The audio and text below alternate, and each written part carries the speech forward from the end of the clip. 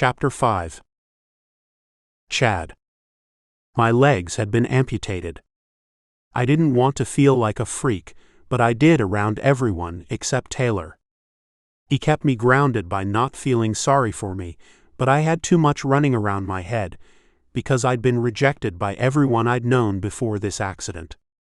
Was this the reason I slept with Taylor? I had to question myself. Or did I honestly enjoy being with Taylor and having him near me? We have one more day before we head back to the real world. I turned to a sleepy man in my arms. Taylor had wrapped his legs around my thighs, and I held him tightly in my arms. He ran his fingers through his just fucked hair, smiled at me with those puffy lips where we'd been going at it most of the night, until he fell asleep in my arms. This had been a good feeling, having someone near me, and the feeling was more intense because I liked the man in my arms. Most times I hadn't liked the women I'd awaken with, but this was a change I could grow into. Outside of Nevermore, it would have been something completely different in the suburbs or smaller towns than this, and within parts of Nevermore, good people I used to hang out with. This would have been unheard of to see a change late in life. Hell, I was only 35. I had a right to change my mind on the person I wanted to spend my life with. Yet, I thought some of my rich buddies who I'd gone to college with would have frowned on the notion of living with a gay man, and thought I should have declared my gayness right away like my brother Cody had. I realized too late that I shouldn't have asked Jen to marry me. I didn't know that I would be looking for new friends and a new lover, because my old ones didn't come around when I needed them, right after my accident, and I didn't hear from Jen in months afterwards either. I think she did send me a card declaring her undying love for me, as the saying went, just before she called again with an excuse about someone dying in her family, and she didn't have time for this cripple. My words, not hers. It had been difficult for me to hang out with my rich, influential friends, since it had been months of rehabilitation, soul-searching, and a healthy dose of reality. After I thought I had gotten well, I tried to go around to the country club, because I wanted to fit in, and I discovered that I was no longer welcome, even if I could afford the dues and everything else that went with that lifestyle afforded to someone rich in the town of Nevermore. There was no way in hell they'd invite me to a party with them again, as one friend had dryly put it, an invalid on one of my sailboats, no way. I didn't know if he was intentionally being a dick and trying to insult me, make fun of my disability, or if he just didn't know or didn't care how I felt. It appeared to be the latter. As I gazed at Taylor snuggling under my arms, I tugged him closer to my chest, where he slid his fingers through the trail of hair leading down to my pubic hair, and then he wrapped his palm around my morning erection. Gazing up at me with a raised eyebrow, which I thought was the cutesiest thing I'd seen in my life. It made my heart hammer. Then he said in a soft voice, "You have two choices. One is breakfast and the other. I know which one you want. I say we skip breakfast at the ranch and eat what we can find in the fridge. You know best."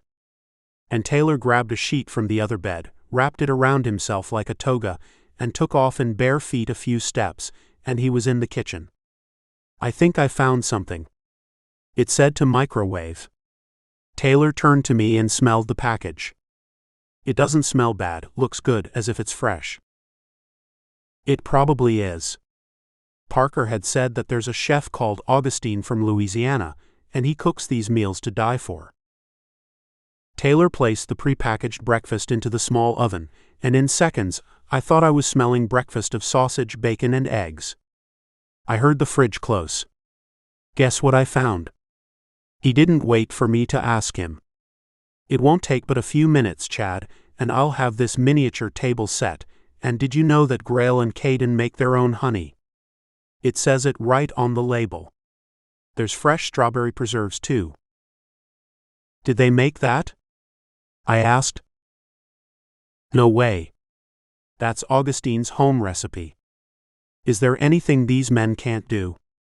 Taylor said, disappointed, and probably in himself. "They can't make me happy, but you have managed to do that in less than a day." I haven't had this much fun since my big brother left for college. You have a brother?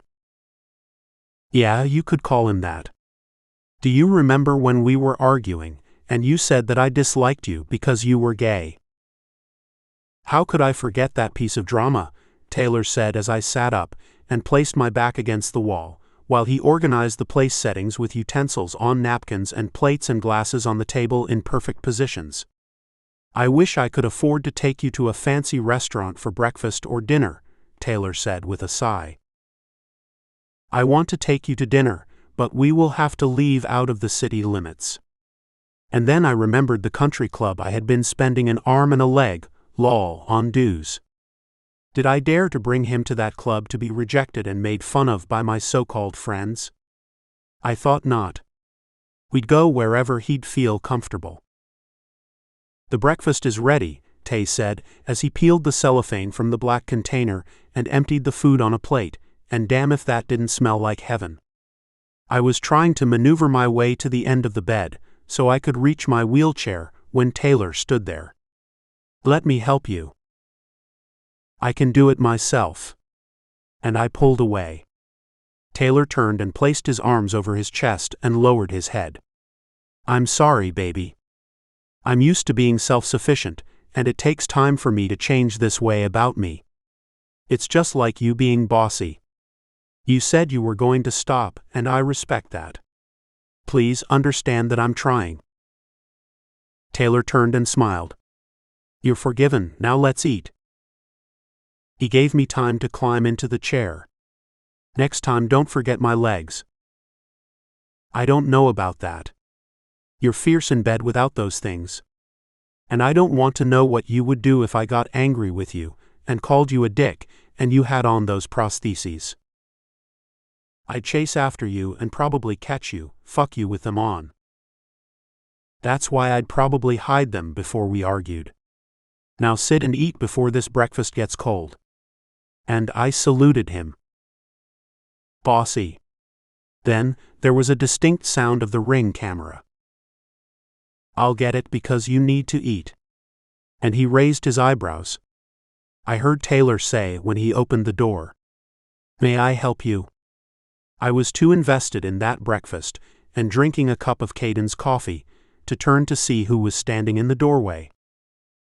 The coffee smells great. I know, Taylor said, but can I help you? I was looking for Chad Holt. And what do you want with him? And who are you? He's my brother. Tell him Cody would like to speak to him, and here's something I brought from the main house. A change of clothing for the both of you. Parker sent them over in Chad's legs. I mean his prostheses. Tell Cody to come in, Taylor.